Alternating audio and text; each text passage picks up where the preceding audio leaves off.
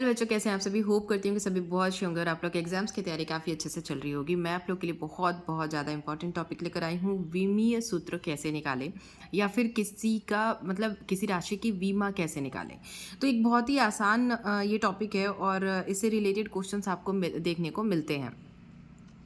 तो राशियों का विमीय सूत्र कैसे निकालेंगे, बहुत आसान है। तो चलिए वीडियो को शुरू करते हैं। कहीं अगर आपको बीच में डाउट हो, मतलब कोई चीज़ समझ में ना आए, तो आप मुझे वो चीज़ कमेंट कर दीजिएगा। फिर मैं उसका आपको जहाँ पे भी समझ में नहीं आएगा उसको वापस से मतलब समझा दूंगी वीडियो बना के।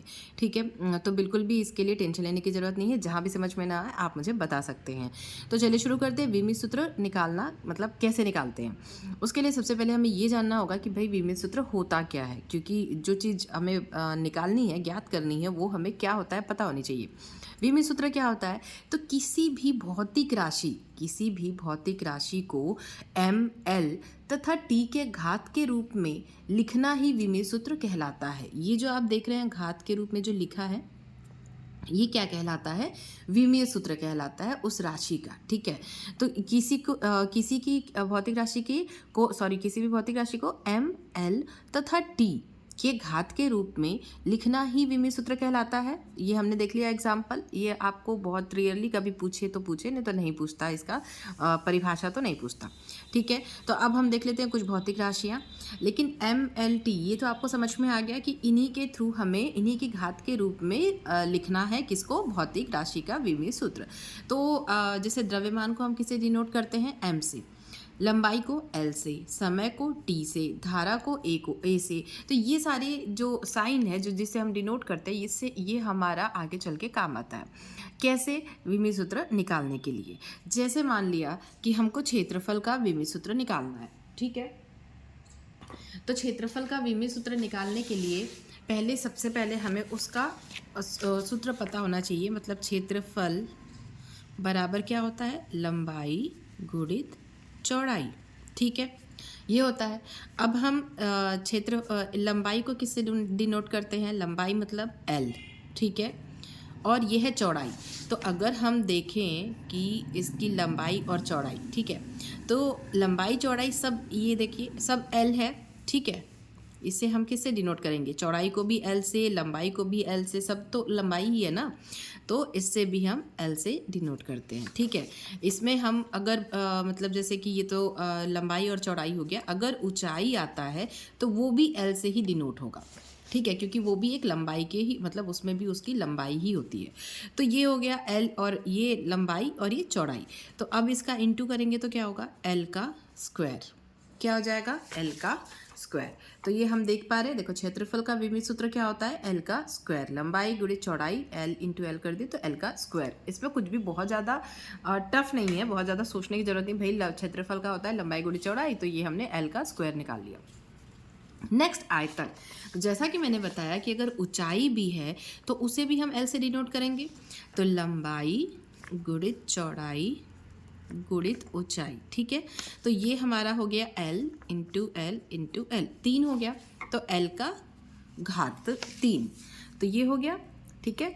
ये हम इसको ऐसे डिनोट करते हैं। और सबसे बड़ी बात, जब विमीय सूत्र निकालते हैं तो विमीय सूत्र को हमेशा ऐसे ब्रैकेट में लिखना होता है। बड़ा वाला जो ब्रैकेट होता है ना, उसमें हमें ऐसे लिखना होता है। ठीक है। नेक्स्ट हम निकालेंगे घनत्व का। ऐसे ही हम मैं कुछ कुछ आपको बता देती हूँ जो आपके एग्जाम में पूछे जा सकते हैं। तो उनका आपको कैसे निकालना है, बहुत आसान है। एक बार देखने के बाद मुझे लगता है कि आपको समझ में आ जाएगा और आप आराम से एग्जाम में लिख पाएंगे। घनत्व का क्या होता है? देखो, तो घनत्व का है m अपॉन v। ठीक है। क्या है? m upon v। तो m और v का हमने आयतन मतलब ये है v, तो v का l की घात 3 हमने निकाला है। तो यहाँ पे इसका मान रख दिया और ये ऊपर m का m ही होगा। ठीक है। फिर m इसको हमें क्या करना होता है? जो बट्टे के रूप में लिखा होता है उसको एक साथ लिखना होता है। तो जब m और ये l जो है वो ऊपर की ओर आएगा, मतलब इसकी साथ आएगा, तो ये जो नीचे प्लस है तो ये ऊपर आएगा तो माइनस हो जाएगा। क्या हो जाएगा? माइनस हो जाएगा। तो ये यहाँ आया, तो जब ये 3 है, ये +3 है, ये -3 हो जाएगी। तो ml -3 इसको साथ में हमने इंटू के रूप में लिख दिया। ठीक है। यहाँ कुछ नहीं है, मतलब इंटू है। तो m इंटू एल की घात -3 ये हो गया। अब एक साथ इनको हम किसका? घनत्व का विमीय सूत्र बोलेंगे। वेग का क्या होता है? s upon T. वेग का क्या होता है एस अपॉन टी, विस्थापन बटे समय। तो एल, अब एस है तो इसको एल से क्यों डिनोट किए हैं हम, तो विस्थापन होता है। विस्थापन मतलब किसी वस्तु का एक जगह से दूसरी जगह की दूरी तय करना, ये जो है एक जगह से दूसरी जगह विस्थापित होना। तो ये जो लंबाई है, ये जो दूरी है, इसे हम एल से डिनोट कर रहे हैं। समझ में आ गया। तो विस्थापन हो रहा है, तो वेग बराबर विस्थापन बटे समय मतलब एस अपॉन टी। तो एस को हम एल से डिनोट किए और टी को मतलब समय को टी से, ठीक है। तो यहाँ पे हमने अब जब इनको इंटू के रूप में लिखेंगे, डिवाइड को इंटू के रूप में लिखेंगे, तो एल इंटू टी, और ये जो नीचे है ये +1 है, कुछ नहीं है घात में, तो 1 है, ये हम सभी को पता है। बट यहाँ पे क्या है प्लस में है, जब ये ऊपर की ओर आएगा तो ये माइनस में हो जाएगा। ये ध्यान रखना है कि नीचे है तो प्लस में है, अगर नीचे मतलब चिन्ह जो है वो चेंज हो जाते हैं। तो यहाँ प्लस में है तो ऊपर आके माइनस में हो जाएगा। एल टी -1, ये है वेग का विमेय सूत्र। अब हम देखेंगे चाल का विमेय सूत्र। तो चाल का क्या होता है, चाल का सूत्र क्या होता है, चाल बराबर होता है दूरी बट्टे समय, ठीक है। दूरी मतलब मैंने जैसा बताया आपको, विस्थापन में भी हमने एल लिया था। दूरी, किसी चीज़ की दूरी यहाँ से यहाँ तक, ये क्या होगी एल होगी।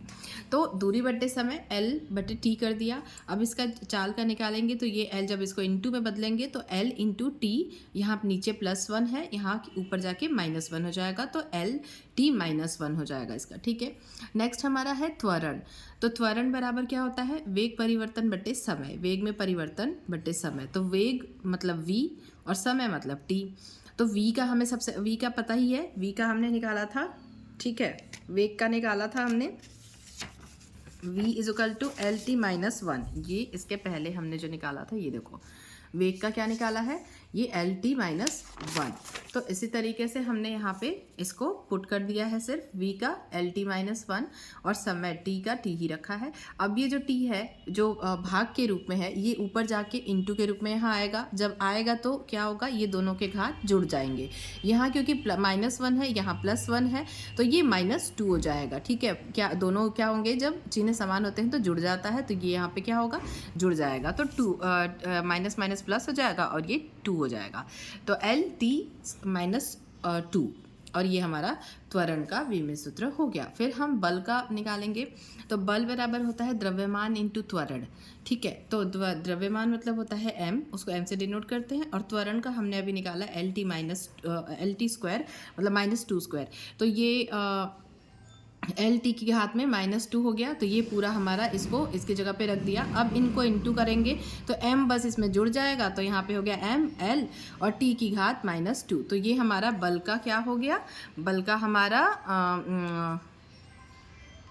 विमेय सूत्र हो गया। फिर नेक्स्ट हमारा क्या है कार्य। कार्य का विमेय सूत्र निकालने के लिए क्या होगा, कार्य बराबर क्या होता है, बल गुणे विस्थापन होता है। क्या होता है, कार्य बराबर बल गुणे विस्थापन। तो बल कितना, बल का हमने अभी निकाला ml t की घात -2, ये बल का हो गया, तो ऐसे ही लिख देंगे हम।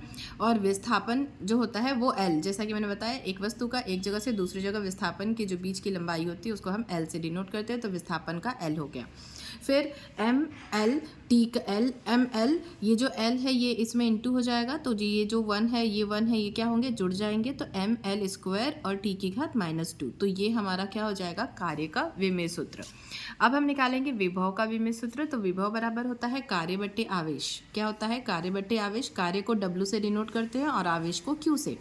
तो W का क्या होगा, कार्य का हमने निकाला अभी ml स्क्वायर t की घात -2, तो ये हमने निकाल लिया, अपॉन Q आवेश। आवेश का क्या होगा, AT। AT कैसे होगा, Q = होता है IT। I मतलब धारा, T मतलब समय, आपको पता है, ठीक है। तो धारा को किससे करते हैं, एम्पियर से, मतलब धारा का मात्रा क्या होता है, एम्पियर होता है। तो A लिखा हमने और T का T हो गया। तो ये A और T से हमने क्या किया, आवेश को डिनोट किया, तो A और T हो गया।